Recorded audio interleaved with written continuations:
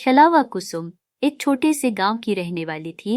गांव के पास एक घना जंगल था जिसे लोग छलावा का जंगल कहते थे।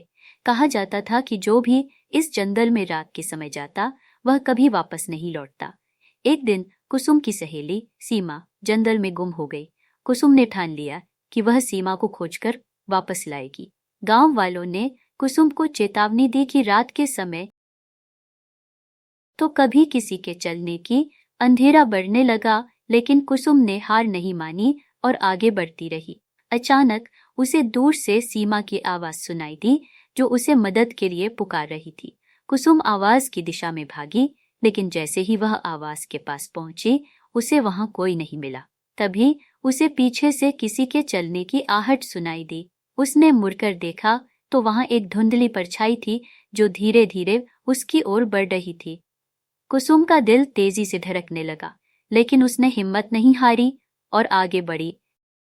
जंगल के और भीतर जाने पर कुसुम को एक छोटी सी झोपड़ी दिखी। उसने सोचा कि सीमा शायद वही होगी और वह झोपड़ी की ओर बढ़ी, लेकिन जैसे ही वह झोपड़ी के पास पहुंची, झोपड़ी अपने आप गायब हो गई और उसके स्थान पर सिर्फ सूखे पत्तों का ढेर बचा। तभी कुसुम को महसूस हुआ कि वह जंगल में भटक चुकी है और उसे लौटने का रास्ता नहीं मिल रहा। कुसुम ने हिम्मत जुटाई और वापस लौटने का प्रयास करने लगी, लेकिन जंगल में हर दिशा एक जैसी लग रही थी। उसे लगा कि कोई उसे हर कदम पर देख रहा है। वह जितनी तेजी से भागती, रास्ता उतना ही लंबा लग। अचानक उसे एक पेड़ के पीछे से सीमा की झलक दिखाई दी, जो उसे अपने पास बुला रही थी। कुसुम ने सीमा की तरफ भागकर उसे पकड़ने की कोशिश की, लेकिन जैसे ही उसने सीमा को छुआ, वह गायब हो गई। कुसुम ने महसूस किया कि वह छलावे के चंगुल में फंस चुकी है।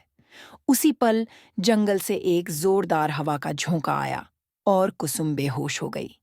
जब उसने अपनी आंखें खोलीं, तो वह गांव के बाहर थी, लेकिन उसे कुछ भी याद नहीं था कि वह वहां कैसे पहुंची।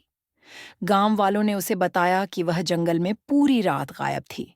कुसुम समझ गई कि वह सिर्फ भाग्यशाली थी जो जीवित लौट आई थी, लेकिन सीमा का कोई पता नहीं चला।